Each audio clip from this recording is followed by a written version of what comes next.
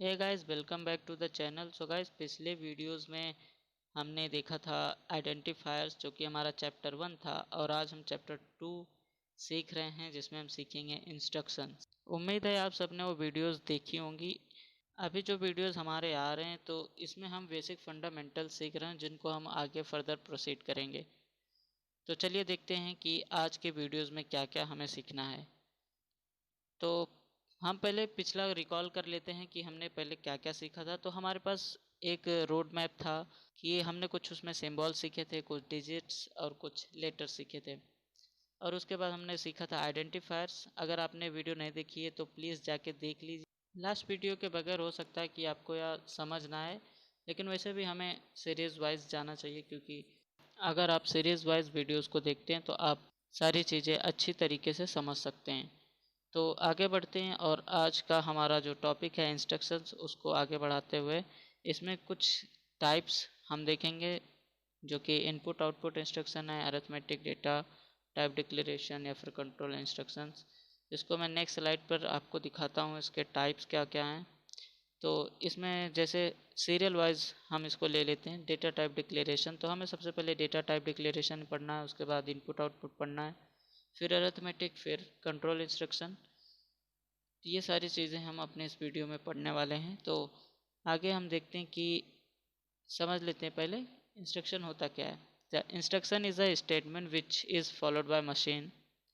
ठीक है, तो इंस्ट्रक्शन वह स्टेटमेंट होता है जो हम अपने मशीन या मतलब कंप्यूटर में अपने एडिटर्स या फिर कोड्स के ज़रिए लिखते हैं और मशीन उसको फॉलो करती है। तो हम कह सकते हैं कि instruction is a lines of code in our program. ठीक है, तो आगे बढ़ते हैं कि देखते हैं डेटा टाइप क्या होता है।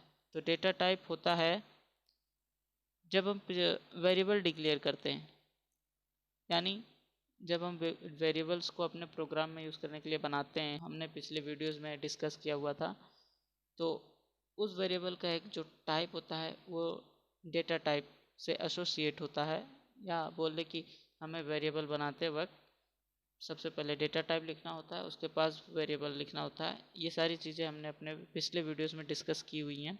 और हर एक डेटा टाइप को जो है एक different amount of memory allocate होती है रैम में, और जिसकी वजह से वह सारे अपने ऑपरेशंस जो है वो परफॉर्म कर पाता है। तो इस डेटा टाइप के भी दो टाइप्स हैं, एक है प्राइमरी और एक होता है सेकेंडरी। तो हमें सबसे पहले प्राइमरी ही सीखना है, और इसे प्रिमिटिव डेटा टाइप भी कहा जाता है। तो प्रिमिटिव डेटा टाइप क्या होता है? तो वो डेटा टाइप जो हमें कीवर्ड्स के रूप में भी और डेटा टाइप्स के रूप में भी मिलते हैं, उन्हें प्रिमिटिव डेटा टाइप कहा जाता है। तो जैसे मैंने यहाँ पे कुछ एग्जांपल्स दिए हुए हैं कितने डेटा टाइप्स होते हैं अपने प्रिमिटिव में। तो कैर, इंट, फ्लोट, डबल होता है। तो कैर जो है यह एक कैरेक्टर स्टोर करने के लिए वेरिएबल डिक्लेयर किया जाता है, जिसमें एक सिंगल बाइट मेमोरी एलोकेट होती है। और इंट इंट यानी इंटीजर्स को स्टोर करने के लिए यह डेटा टाइप बनाया गया है, जो इंटीजर टाइप्स की वैल्यूज़ को स्टोर करता है। और फ्लोट जो है वो पॉइंट्स वैल्यूज़ को स्टोर करता है, और डबल जो है वह पॉइंट वैल्यूज़ को ही स्टोर करता है, पर इसका साइज़ जो है वह थोड़ा फ्लोट से बड़ा होता है।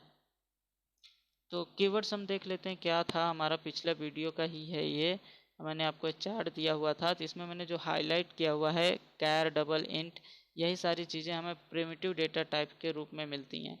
जिसमें से हम पहले चार ही डिस्कस करने वाले हैं, और वॉइड जो है यह हम अपने फंक्शंस जब चैप्टर आएगा हमारा तब उसमें समझेंगे। तो देख लेते हैं कि इस जो डेटा टाइप हैं प्रिमिटिव, उनका साइज़ क्या होता है। तो जैसे कैर है, कैर का साइज़ होता है 1 बाइट, और इंट का साइज़ होता है 2 बाइट्स, या फिर अगर आप 64 बिट के कंपाइलर पर काम कर रहे हैं तो वह भी 4 बाइट का भी हो सकता है। और फ्लोट होता है ऑलमोस्ट सारे कंपाइलर पे या 4 बाइट का ही होता है, और डबल जो है या 8 बाइट का होता है। ठीक है, तो इसका डिक्लेरेशन देख लेते हैं कैसे होगा। जैसे आप कैर ए कॉमा बी इक्वल्स टू 5 लिखते हैं और सेमी कॉलन लगा देते हैं अपने प्रोग्राम में, या इतना कोड लिखने के बाद। तो इसमें कैर जो है वो डेटा टाइप है, ए और बी इसमें वेरिएबल्स हैं। तो यह लिखने के बाद हमारी मेमोरी में या फिर हमारे रैम में क्या होता है वो समझना बहुत ज़रूरी है। तो हम उसको देख लेते हैं कैसा है। तो ये समझ लीजिए हमारा रैम है यानी मेमोरी है। और जैसे हमने ये लाइन लिखी यहाँ पर, तो यहाँ पर एक बाइट की मेमोरी एलोकेट हो जाएगी जिसका नाम है ए, और फिर उसके बाद दूसरी बाइट, एक बाइट की और मेमोरी एलोकेट हो जाएगी जिसका नाम होगा बी। और इसमें फाइन असाइन भी हो जाएगा, इसलिए क्योंकि हमने बी में फाइन असाइन भी किया है। और सेमी कॉलन यहाँ पे यह इसलिए होता है कि हम बताते हैं कंपाइलर को कि हमारी लाइन यहाँ पर ख़त्म हो रही है। ठीक है, तो ए जो है वह 1 बाइट का होगा, बी 1 बाइट का होगा, और टोटल कंज्यूम करेगा 2 बाइट का। तो अपना नेक्स्ट आता है इंट एक्स। तो इंट इसमें डेटा टाइप है और एक्स वेरिएबल है। तो जैसे हम ये स्टेटमेंट अपने कोड में लिखते हैं तो यहाँ पर 2 बाइट की एक मेमोरी बन जाएगी। और int y is equal to 6 जो हमने लिखा हुआ है, ये कोड चलते ही यहाँ पर एक 2 बाइट की और मेमोरी बन जाएगी और उसका नाम होगा y, और इसमें 6 स्टोर हो जाएगा क्योंकि हमने इसको डिक्लेयर करते वक्त उसमें असाइन किया हुआ है।